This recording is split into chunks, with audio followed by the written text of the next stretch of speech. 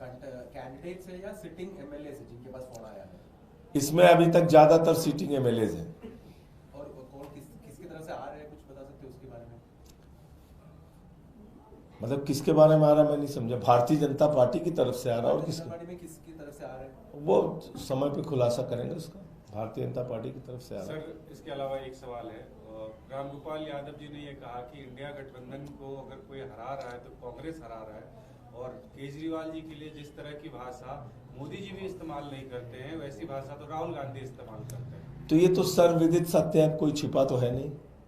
आपने देखा इस चुनाव में किस प्रकार से कांग्रेस ने कैसी कैसी भाषा का इस्तेमाल केजरीवाल जी के खिलाफ, आम आदमी पार्टी के खिलाफ, हमारे नेताओं के खिलाफ किया। ये तो कोई छिपी हुई बात अब है नहीं। तो इसमें रामगोपाल जी ने कुछ भी गलत नहीं कहा है, जो कहा है बिल्कुल सच कहा है उन्होंने। सर, अखिलेश यादव ने कहा कि चुनाव आयोग मर गया है, उसे सफेद कपड़ा भेंट करना होगा। देखिए, मैं अखिलेश यादव जी की बात से इसलिए सहमत हूं कि जिस नई दिल्ली विधानसभा के क्षेत्र में सुप्रीम कोर्ट है, चुनाव आयोग है और हमारे लोकतंत्र का सबसे बड़ा मंदिर संसद है, और आप सब लोग उसके गवाह हैं, कोई तीसरे गवाह की भी जरूरत आपको नहीं है।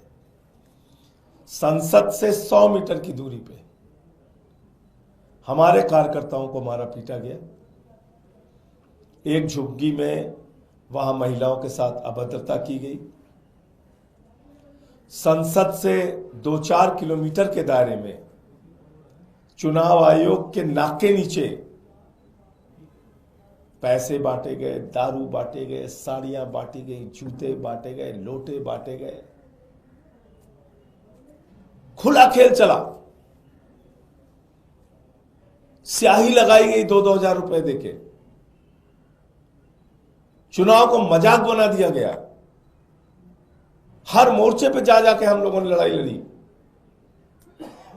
चुनाव आयोग से शिकायत किया, अनुरोध किया बार बार, कुछ कीजिए, कुछ कार्रवाई कीजिए। एक छोटे से भी अधिकारी के खिलाफ इन्होंने कार्रवाई नहीं की। ये क्या दिखाता है? अंतिम दिन जिस तरीके से जीके में बैरिकेड लगाया गया, जिस तरीके से जंगपुरा में नोट बांटी गई, जिस तरीके से मेरे सामने नॉर्थ एवेन्यू में राष्ट्रपति भवन के पास मेरे सामने एन ब्लॉक में पैसे दे दे के उंगली में स्याही लगाई गई। फिर जब मैं वहां पहुंचा तो वो लोग भागे।